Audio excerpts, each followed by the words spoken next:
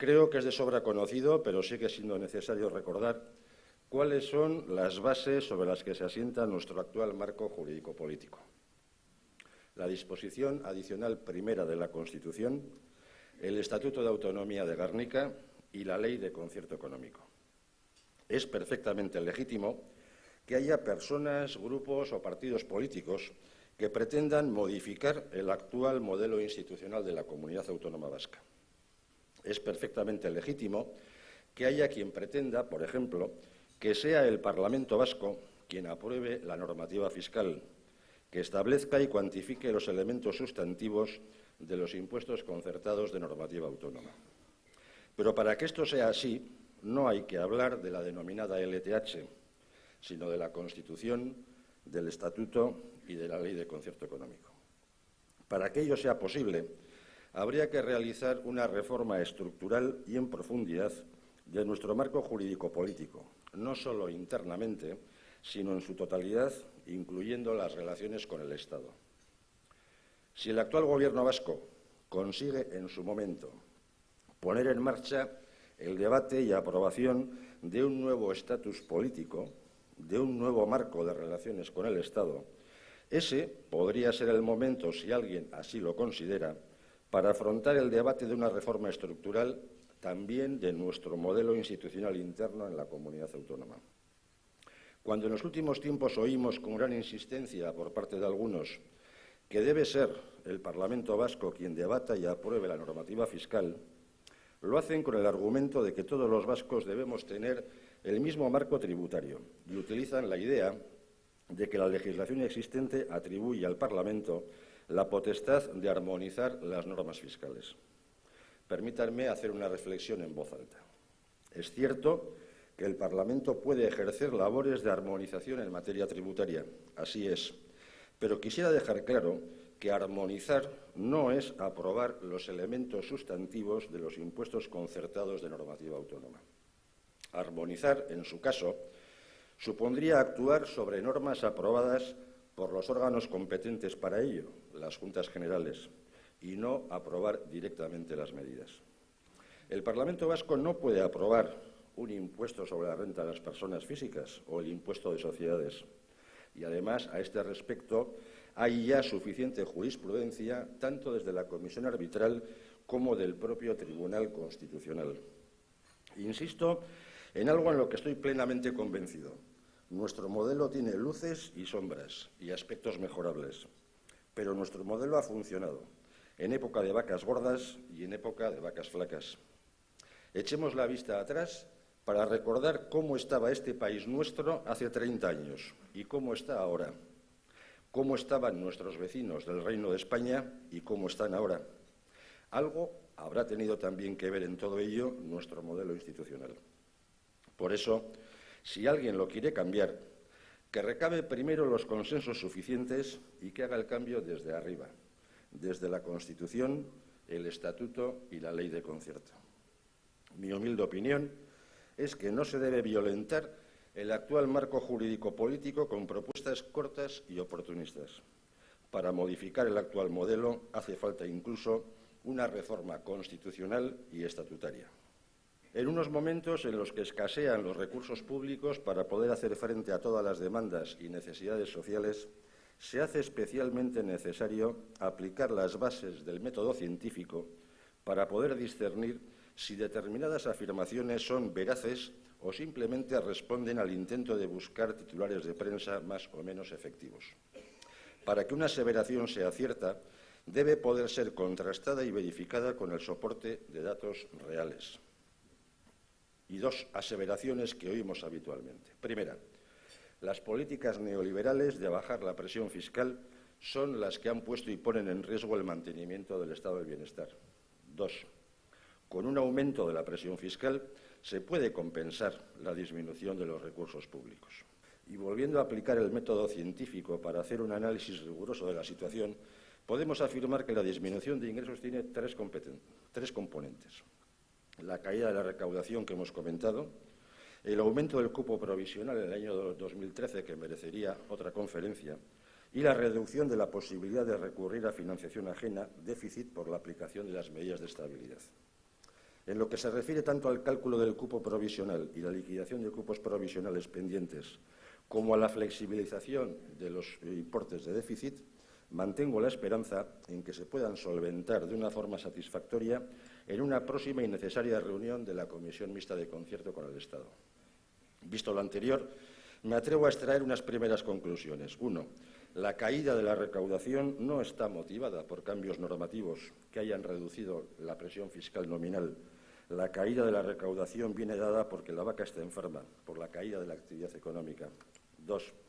El proceso de reformas tributarias puesto en marcha con la reforma del impuesto sobre el patrimonio y las medidas antifraude y antielusión fiscal, el nuevo IRPF y el nuevo impuesto sobre sociedades, el aumento de recaudación que pueda suponer estos tributos en ningún caso van a poder, solo por sí mismas, solventar el diferencial de menos ingresos tributarios que estamos sufriendo. 3. No podemos nunca perder de vista cuáles son y deben seguir siendo los ejes de nuestra política tributaria. La financiación de las políticas públicas, la redistribución de rentas con un sistema que avance hacia la equidad, la progresividad y la justicia social, el apoyo a la actividad económica, la lucha contra el fraude y la elusión fiscal, el uso inteligente del concierto económico para evitar la deslocalización de domicilios fiscales y ofertar un marco de referencia estable que favorezca la toma de decisiones. Sigo ahora con algunas leyendas urbanas. Las duplicidades. Se ha escrito, hablado y opinado con gran profusión sobre el coste que generan en nuestro sistema institucional las presuntas duplicidades existentes propiciadas por el propio modelo. Un informe elaborado por una consultora a instancias del anterior Gobierno vasco llegaba a la conclusión de que dichas duplicidades podrían, en condicional hipotético, suponer unos 400 millones de euros públicos malgastados, con lo que la reforma del modelo traería consigo el ahorro de tan importante cantidad. Esta es una leyenda urbana que, a fuerza de ser machaconamente repetida, da la impresión de llegar a ser real. Permítanme que niegue la mayor. Esa cifra de los 400 millones no es real, aunque siga apareciendo como un tótem en muchos discursos. Pero les digo más. A mí, como diputado general de Vizcaya, a mí no me preocupa que haya 3 palacios de congresos. A mí me ocupa y me alegra que el Palacio Euskalduna haya batido su récord de actividad el pasado año 2012 y que, como sociedad pública foral que es, siga generando un cash flow positivo tras su provechosa ampliación. A mí no me preocupa el número de museos que haya en la Comunidad Autónoma Vasca. A mí me ocupa y me alegra que el Museo Guggenheim Bilbao haya superado el 1.000.000 de visitantes en el año 2012 y que el Museo de Bellas Artes de Bilbao haya superado también su récord histórico de visitantes ese mismo año. A mí no me preocupa que haya 3 aeropuertos, sino que el aeropuerto de Bilbao en Loiu siga mejorando sus cifras de actividad como lo viene haciendo hasta ahora. Yo no discuto cuántos puertos exteriores debe haber en la Comunidad Autónoma Vasca. Lo que quiero es que el puerto de Bilbao vuelva a los niveles de actividad que tenía.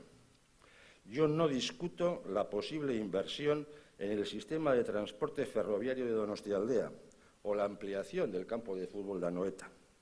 Yo lo que quiero es terminar la construcción de la línea 3 del metro de Bilbao, el nuevo San Mamés, y también desear larga vida a la Orquesta Sinfónica de Bilbao. Y digo todo esto porque estoy plenamente convencido de que lo que es bueno para Vizcaya es bueno para Euskadi y viceversa. Lo que es bueno para Euskadi es bueno para Vizcaya. Alguna leyenda urbana más. La economía no observada y cifras teóricas del fraude fiscal. El fraude fiscal y cualquier otro tipo de fraude social son una lacra contra las que estamos totalmente comprometidos en la Diputación Foral de Vizcaya desde hace mucho tiempo. Además de las actuaciones vía gestión tributaria, inspección e incluso en el ámbito penal, esperamos que en breves fechas entren ya en vigor 2 nuevas normas, la del impuesto de patrimonio y la de medidas antifraude y otras medidas tributarias.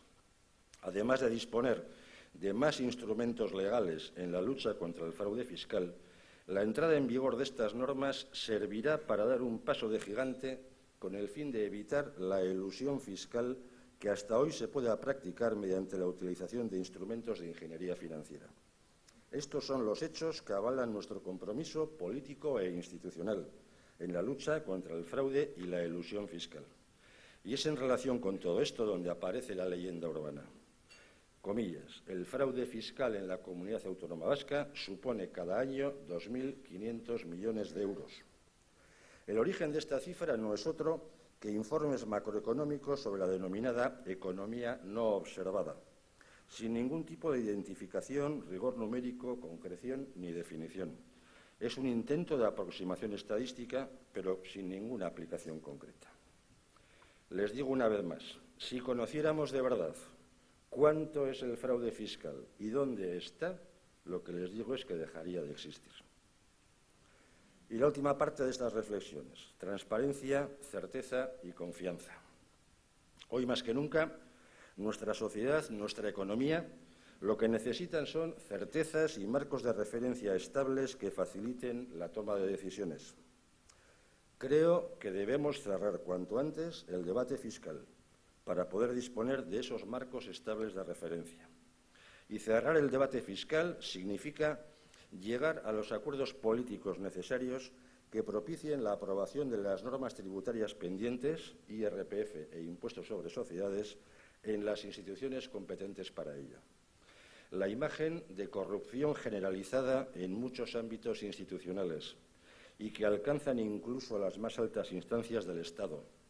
Los escándalos de las cuentas opacas en paraísos fiscales, los sobres y los mensajes de «tú más» están causando un daño casi irreparable en la confianza y credibilidad interna y externa del Reino de España y, por ende, de nuestro país, de Euskadi. La foto que se transmite es la de un Estado con una crisis institucional, de valores y de credibilidad sin precedentes cercanos.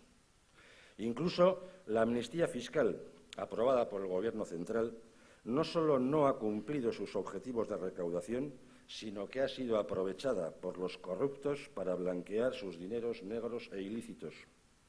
Y aquí también el tiempo nos ha dado la razón, cuando decidimos no aplicar en los territorios forales esa amnistía fiscal. Ha sido socialmente injusta, políticamente rechazable y ha llegado incluso a amparar la impunidad de defraudadores y delincuentes. También en esto la realidad de nuestro pequeño país, Euskadi, ha sido y es diferente, pero no cabe duda de que este ambiente de caos nos afecta negativamente. Hoy, los políticos y la política somos percibidos por parte de la sociedad como un problema, y esto es grave. Igual nadie me hace caso, pero quiero reivindicar una vez más que todos no somos iguales, que todos no somos unos chorizos. El valor del compromiso político, personal y colectivo por el servicio público, por la justicia social y por una sociedad mejor sigue siendo lo que nos mueve a estar en la brecha. La transparencia genera confianza. Este es nuestro compromiso con la ciudadanía que nos ha ido dando su confianza. Les recuerdo, para finalizar, que la Diputación Foral de Vizcaya fue el año 2012 la diputación más transparente del Estado. Desde luego, nuestro compromiso es seguir siéndolo.